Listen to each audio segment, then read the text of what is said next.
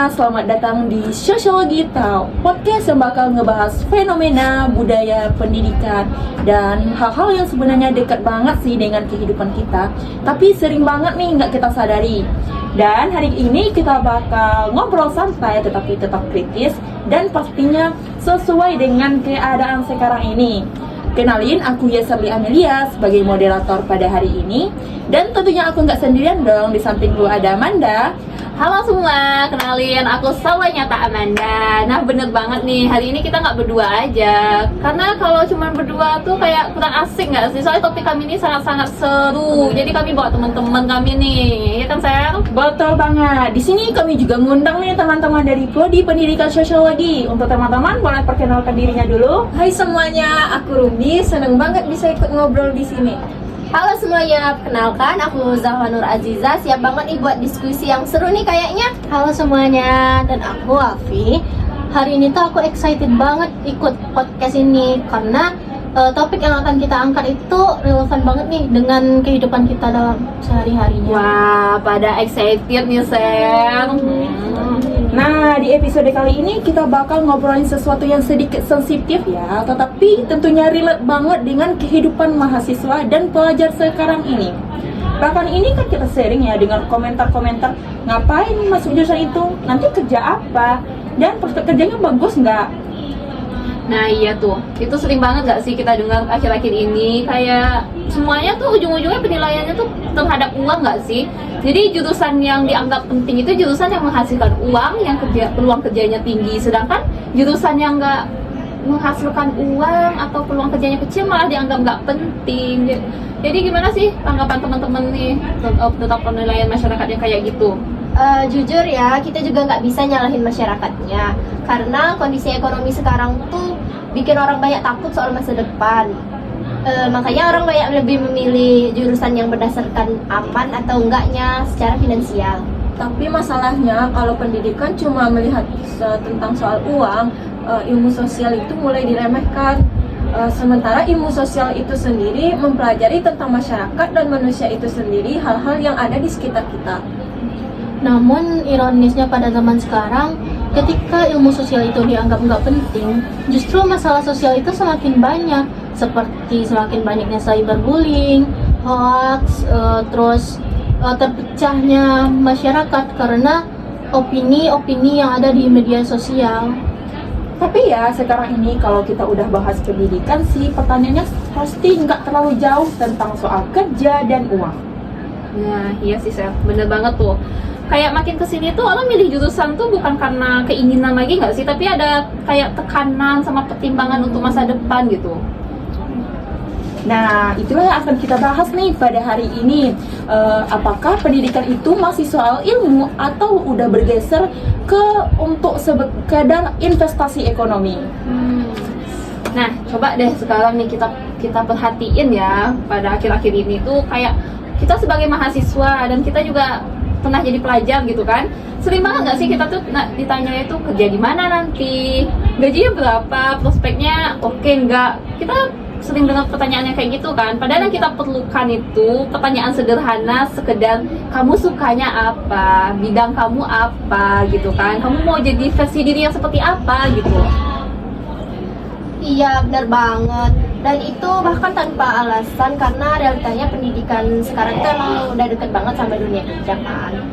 Orang juga takut kuliah lama-lama karena ujung-ujungnya susah cari pekerjaan. Jadi akhirnya pilihannya yang ke pilihan aman atau enggak secara finansial. Berarti sekarang ini pendidikan itu lebih dijadikan sebagai alat untuk bertahan hidup ya? Iya bisa dibilang gitu Ser, karena ijazah sekarang tuh dianggap sebagai tiket untuk bertahan hidup gitu, bukan hanya sekedar proses belajar atau berkembang sebagai manusia. Padahal pendidikan itu bukan cuma sekadar untuk mencetak pekerja ya, tapi juga membentuk cara berpikir, empati, dan juga kesadaran sosial. Sekarang banyak orang yang pintar secara akademik, tapi gampang merendahkan orang lain, mudah termakan hoaks, dan kurang peka terhadap masalah di sekitarnya. Nah, dalam sosiologi sendiri, ini tuh bisa dilihat sebagai pengaruh kapitalisme dalam dunia pendidikan. Karena pendidikan itu pada akhirnya dijadikan sebagai investasi ekonomi. nilai suatu jurusan itu diukur dari seberapa banyak keuntungan yang bisa diambil dan dihasilkan oleh pendidikan itu sendiri. Seolah-olah belajar itu harus selalu ada feedbacknya yang berupa materi gitu. Gitu ya. Padahal kan manusia ini bukan mesin pencari uang lah ya artinya. Ada dimensi. Padahal di hidup kita ini semuanya bukan tergantung uang. Ada dimensi lainnya yang malah harusnya tuh pengetahuan, ilmu kita yang ditanya, bukan gaji kita ya. Ya benar. Betul banget sih Mbak, kan hidup itu bukan soal uang ya dan angka di rekening. Dan sayangnya karena pandangan itulah beberapa jurusan tertentu malah ditempatkan atau ditaruh nih di posisi kelas 2. Nah, sekarang kita masuk nih kepada jurusan-jurusan yang sering menjadi korban ya dari pandangan tersebut. Mungkin salah satunya yaitu sosiologi. Dan teman-teman pasti udah pernah nggak sih dengar komentar-komentar nyinyir nih terkait jurusan ini? Bener banget Sel. Aku sering banget nih dengar komentar-komentar kayak belajar masyarakat doang, apa sih situ? Nanti mau jadi apa? Nanti peluang kerjanya apa sih kalau belajar kayak gitu? Padahal komentar-komentar tuh malah ngeliatin itu nggak sih? Betapa dangkalnya pengetahuan masyarakat mengenai ilmu kita gitu kan? Padahal masa ya ilmu tuh diukur dari segi ekonominya? Kan nggak mungkin kan kayak gitu. Jujur sebagai mahasiswa sosiologi itu dengannya nyesek banget sih. Soalnya di dalam sosiologi kita itu belajar soal konflik sosial, budaya, ketimpangan, perubahan di masyarakat, sampai perilaku manusia itu di media sosial. Itu semua padahal adalah hal-hal yang terjadi di sekitar kita. Yang lucunya masalah-masalah yang viral justru hampir semua masalah sosial. Contohnya gimana tuh ah? Contohnya seperti ini saya kayak ada cyberbullying, cancel culture, budaya flexing, hoax, fanatisme berlebihan, sampai betapa gampangnya orang percaya dan mudah terprovokasi dari satu postingan itu. Jadi semua fenomena sosial, jadi yang terjadi itu semua fenomena sosial nyata dan terjadi setiap hari. Nah, benar tuh yang dibilang Zahwa. Dan semua yang disebutkan Zahwa itu sebenarnya adalah objek kajian sosiologi. Sosiologi itu kan membantu kita untuk memahami kenapa masyarakat bisa berperilaku dan bertindak seperti itu, apa akar masalah dari fenomena itu, apa yang mendorong perilaku masyarakat hingga bisa menyebabkan hal-hal seperti itu. Jadi kalau kita pikir-pikir lah ya nih, kita tuh hidup di era dimana orang-orang tuh lebih sibuk untuk terlihat sukses di media sosial ya nggak sih? Kayak hidupnya tuh berlomba-lomba menunjukkan pencapaian dan gaya hidupnya aja gitu. Kayak kompetisi ya hidup kita nih jadinya. Padahal itu tuh kayak merusak nggak sih? Iya, dan akibatnya banyak orang yang merasa tertinggal, minder, bahkan kehilangan identitasnya karena terus membandingkan diri dengan orang lain. Ini bukan cuma masalah mental health gitu, tapi ini juga masalah sosial yang butuh pemahaman mendalam. Jadi sebenarnya bukan sosiologi yang nggak penting kan? Nah, sosiologi itu penting, tapi kita sendiri yang sering nggak sadar kalau kita hidup di tengah masalah sosial yang ada setiap harinya. Dan justru ilmu seperti itulah yang kita butuhkan untuk memecahkan masalah-masalah sosial yang ada. Dan kalau ilmu sosial itu terus dianggap nggak penting ya, mungkin dampaknya nggak hanya ke jurusan aja ya, pasti ada nggak sih dampak-dampak lain ke elemen lain? Contohnya? Iya sih Sam, pasti ada dong. Nggak mungkin dong kita doang yang kena kan sebagai sosiologi. Rasanya pas itu deh ngaruh ke masyarakat, cara masyarakat memahami dan melihat realitas sosial kita nggak sih? Jadi merusak banget gitu kan.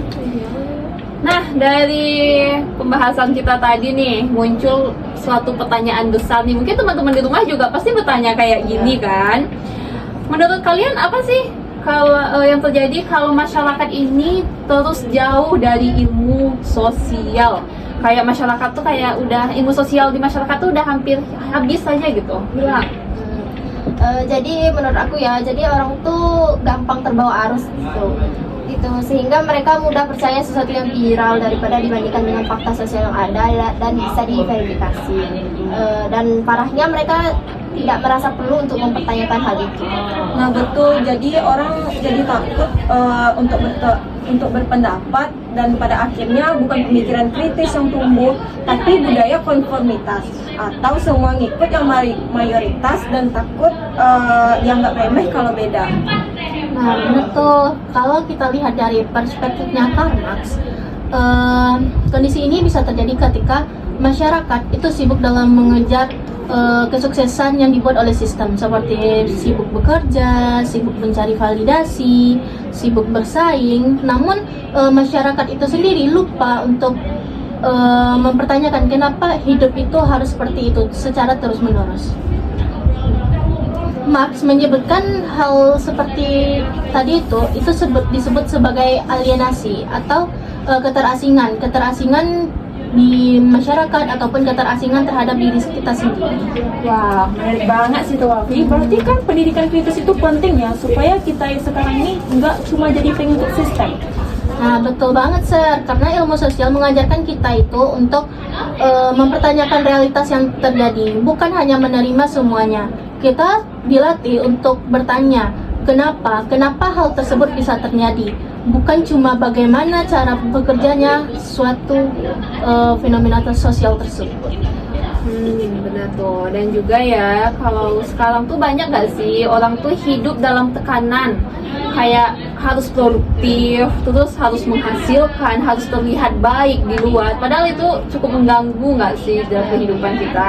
Dan sampai akhirnya mereka juga lupa memahami dirinya sendiri, karena mereka juga nggak tahu apa yang sebenarnya mereka mau, karena dari kecil itu mereka sudah dituntut untuk diarahkan ke hal yang sama seperti nilai bagus, kerja bagus, dan gaji yang bagus. Dan pada akhirnya nilai diri cuma dinilai dari uang, jabatan, dan juga pencapaian. Jadi kalau kita nggak punya itu semua, kita seolah nggak merasa berharga gitu. Padahal kan manusia itu kan punya emosi, relasi, dan harus dipahami sebenarnya. Dan semua hal itu sebenarnya tidak bisa sih dikonfirmasi ke angka, dan tapi nyata kok adanya. Ya, terus kalau misalnya ini berlarut-larut, terus ada kejadian yang kayak gini, lama-lama pendidikan nih cuman dilihat dari segi alat untuk mencari kerja sama mencari uang nggak sih? Bukan alat sebagai kita menambah wawasan, menambah ilmu kita lagi ya. Wah, betul banget sih, Nda. Padahal kan pendidikan itu bukan cuma untuk nyiapin orang kerja ya, tetapi dari pendidikan kita bisa belajar bagaimana memahami kehidupan sosial di sekitar kita. Nah, kalau ngomongin soal pendidikan yang kurang dianggap penting, ini juga relate nggak sih dengan keadaan sekarang? Dimana terakhir ini kita kan sering tuh dengar berita-berita tentang mau terjadinya penghapusan pendidikan, terutamanya itu di bidang sosial ya, dan salah satunya itu termasuk sosiologi. Menurut teman-teman ini bahaya nggak atau tidak? Menurut aku ya nih, Sel. Nah, kalau ini sangat bahaya banget. Bayangin kalau nggak ada pelajaran tentang sosial di kehidupan kita. Masa kalau pendidikan cuma dilihat dari untung rugi, berarti kan dari segi ekonomi nih. Jadi yang terjadi tuh jurusan yang dianggap menghasilkan aja dong ini pertahankan, sementara jurusan yang dianggap tidak menghasilkan dihapuskan atau diapain. Padahal dua-duanya penting untuk kehidupan kita kan.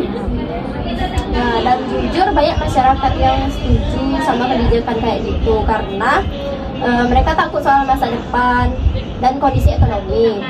Jadi ada semacam validasi ya, sosial terhadap pengabaian ilmu tersebut.